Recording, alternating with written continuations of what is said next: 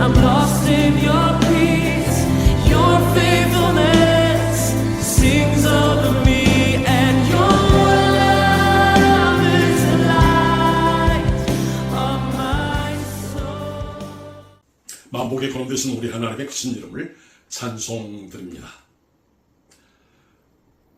어린 유아가 아장아장 걷기 위해서 부단히 일어섰다가 넘어지고 일어섰다가 넘어지는 모습을 보면 참 감동을 받습니다. 우리의 신앙생활도 믿음의 진보를 나타내기 위해서 늘 성령님의 도우심을 구해야 하지 않겠습니까? 날마다 하나님의 거룩한 성품을 닮아가기 위해서 경건에 이르는 연습을 해야 할 것으로 확신합니다. 이스라엘 백성들이 종교 혼합주의와 종교다원주의에 빠져 있습니다. 여호와 하나님만 섬기겠다고 맹세했지만 하나님도 섬기고 여러 잡신도 섬겼습니다. 바알과 아세라를 섬기고 아스다롯을 섬겼습니다. 하늘과 땅의 1월 성신을 섬겼습니다. 강대국들을 의지했습니다. 당시의 관행과 습관, 풍습이라는 이름으로 중동 사막 지역의 샤머니즘, 토테미즘, 애니미즘이 또 팽배해 있습니다. 이런 가운데서 하나님께서 3년 반 동안 우로를 금하셨습니다. 열왕기상 17장 1절에 우로를 금하셨던 그 하나님께서 18장 1절에 비를 내려주시겠다고 말씀합니다. 이스라엘 백성들로 하여금 회개와 돌이킴의 기회를 주시고 하나님만이 참 신이심을 보여주는 계기가 됩니다.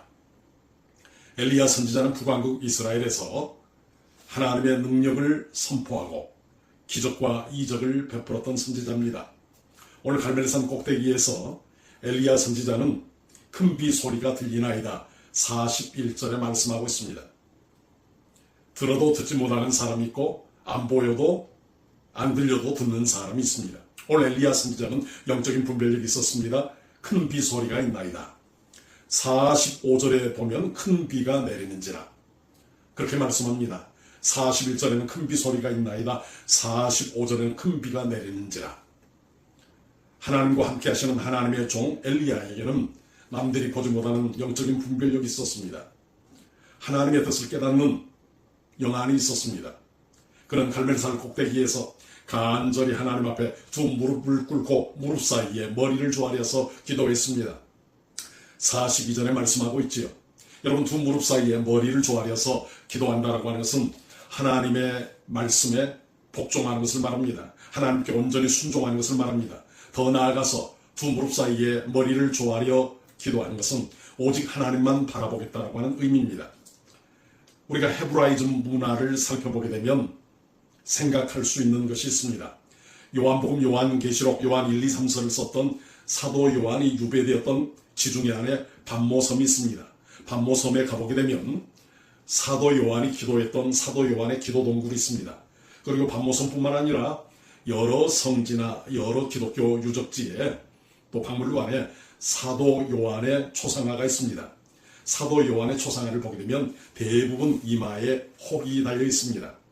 사도 요한이 반모섬에서 하나님 앞에 두 무릎 사이에 머리를 놓고 머리를 앞뒤로 흔들면서 간절히 기도했습니다. 그래서 사도 요한의 초상화에는 머리에 혹이 있습니다. 여러분, 두 무릎 사이에 머리를 놓고 기도한다는 것은 하나님 앞에 복종과 순종, 하나님만 전적으로 의지한다는 의미뿐만 아니라 생명을 내걸고 기도하는 것을 의미합니다. 오늘 엘리야는 하나님 앞에 생명을 내걸고 간절히 기도했습니다.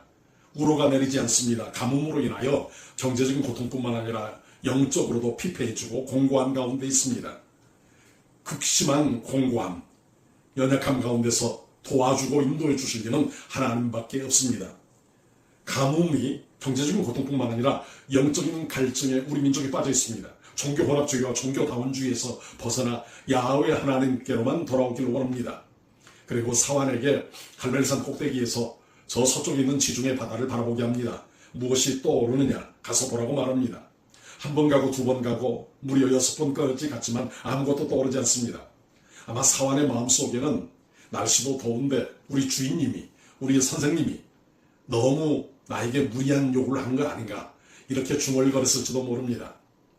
큰 비의 소리를 엘리야는 들었지만 사환은 아무 소리도 듣지 못하고 아무것도 보지 못했습니다. 한 사람은 들었고 한 사람은 듣지 못했습니다. 한 사람은 믿음의 눈으로 보았고 한 사람은 보질 못했습니다. 7번째 가보라고 말합니다. 7번째 갔을 때 작은 손바닥만한 구름이 올라오고 있다라고 보고합니다. 그 작은 손바닥만한 구름을 보고 엘리야는 아합 왕에게 이제 곧 비가 올 것이니 마차를 준비하여 내려가소서라고 말합니다. 여러분, 손바닥만한 작은 구름, 이 구름을 가지고 마차를 준비해서 내려가라고 말하는 것은 하나님을 향한 전적인 신뢰와 믿음 때문에 가능한 것입니다. 왕에게 큰 결례를 범할 수도 있는 상황입니다. 오늘 엘리야는 하나님의 전지전능하심을 믿었습니다. 하나님의 무소부재하심을 믿었습니다.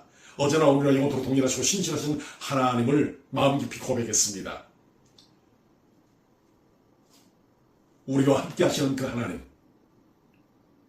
측량할 수 없는 하나님이십니다. 그래서 우리는 하나님을 가르쳐서 unmeasurable가 측량할 수 없는 하나님, 측정할 수 없는 하나님이라고 고백합니다. 갈멜산 꼭대기에서 바알 선지자 450명, 아세라 선지자 400명, 도합 850명을 무찔렀습니다. 제단에 하나님께서 불로서 응답해 주셨습니다. 즉시 응답해 주셨습니다. 그런데 3년 반 동안 우로가 내리지 아니하는 오늘 이스라엘 상황 가운데서 하나님은 7번이나 가서 지중해 바다를 바라보게 하셨습니다. 때로는 즉시 응답해 주시기도 하지만 때로는 우리로 하여금 연단하고 훈련시킵니다. 그러므로 하나님의 때 하나님의 방법을 우리는 온전히 믿음으로 고백해야 합니다. 내 자아를 하나님의 뜻에 귀결시키고 굴복해야 합니다. 오늘 하나님의 능력 가운데 큰 비가 내리게 됐습니다. 조금 후에 구름과 바람이 일어나서 캄캄해졌습니다. 그리고 큰 비가 내리기 시작했다고 말씀하고 있습니다. 오늘 아합은 갈멜산에서 이스라엘까지 마차를 타고 갑니다. 엘리야가 더 늦게 출발했지만 갈멜산에서 이스라엘까지 22km의 거리를 아합보다 더 빨리 달려간 것을 보게 됩니다. 여러분, 오늘 성경 46절에 보면 여호와의 능력이 엘리야에게 임하매 이렇게 말씀하고 있습니다. 하나님의 능력이 임하면 모든 것이 가능합니다. 할 수 있거든요. 무슨 말이냐, 믿는 자에게 능치 못할 일이 없느니라. 내게 능력 주시는 자 안에서 내가 모든 것을 할 수 있느니라. 이 믿음을 가지고 험악한 세상 승리하기를 원합니다. 낙심이 변하여 소망이 되기를 원합니다. 연약함이 변하여 강건함이 되기를 원합니다. 역경이 변하여 순경이 되기를 원합니다. 공고함이 변하여 간증거리가 되게 하신 그 하나님을 찬양합니다. 42절에 무릎을 꿇어 엎드려 그의 얼굴을 무릎 사이에 넣고 간절히 기도할 때 하나님께서 역사하셔서 46절에 여호와의 능력이 엘리야에게 임하였습니다. 큰 비 소리가 41절에 들렸습니다. 그런데 45절에 큰 비가 내리는 역사가 있었습니다. 사환도 보지 못했습니다. 듣지 못했습니다. 아하방도 아하방의 대신들도 보지 못하고 듣지 못했습니다. 다만 큰 비를 보았습니다. 한 사람이 깨어있는 신앙인으로 말미암아 온 민족이 야훼만이 참신이요 엘리야가 하나님의 신실한 종임을 깨닫게 되었습니다. 어디에서나 무엇을 하든지 하나님만을 참으로 경외하는 신앙인은 복 있는 신앙인입니다. 하비 콕스라고 하는 신학자가 있습니다. 미국 하버드 대학교 신학대학원에서 1965년부터 44년 동안 가르쳤습니다. 하비 콕스 교수가 쓴 저서 가운데 세속도시라고 하는 저서가 있습니다. 하나님의 복음의 능력과 본질적인 성령의 역사하심은 오늘 우리의 삶 가운데 있어서 거룩에만 머물러서는 안 된다는 것입니다.